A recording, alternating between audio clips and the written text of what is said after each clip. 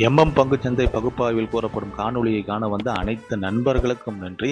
பங்குச்சந்தை பகுப்பாய்வில் கூறப்படும் காலைய நிலை கரடியின் மதிப்பு எந்த அளவுக்கு பங்குச்சந்தையில் தனித்துவத்தை ஏற்படுத்தி வருகிறது என்பதை பற்றி நமது காணொளியில் தெளிவாக சொல்கிறோம்.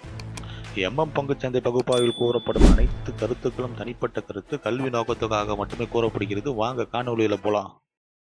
மிட் கேப் நிப்டி வெள்ளிக்கிழமை பங்குச்சந்தையுடைய காலையோட நேர்மறை, கரடியோட எதிர்மறை மற்றும் நிலை மதிப்பை பார்ப்பதற்கு முன்பு இன்று பங்குச்சந்தையில் நிலை மதிப்பு எவ்வாறு செயல்பட்டது என்று சொல்லி பார்ப்போம். புதன்கிழமை பங்குச்சந்தை முடிவில் நம்ம என்ன பேசியிருந்தோம்னா 13,432 நேர்மறையிலும் 13,358 எதிர்மறையிலும் பேசியிருந்தோம். இன்று பங்குச்சந்தையோட துவக்கம் 13,415.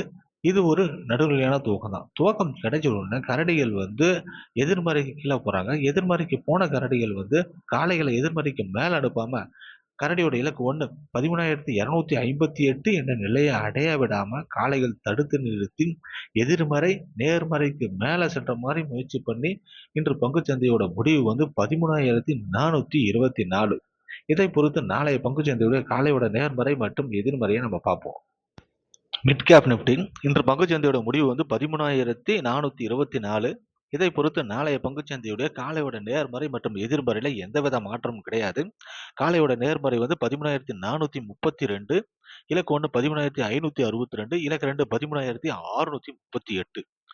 கரடியோட எதிர்மறை 13,358, இலக்கு 1 13,258, இலக்கு 2 13,132. பங்குச்சந்தை பகுப்பாய்வில் கூறப்படும் கருத்துக்கள், நிலை மதிப்புகள் உங்களுக்கு பிடித்திருந்தால் லைக், ஷேர், சப்ஸ்கிரைப் பண்ணுங்க. உங்கள் கருத்துக்களை கமெண்ட் பாக்ஸில் தெரிவிக்கும். நன்றி.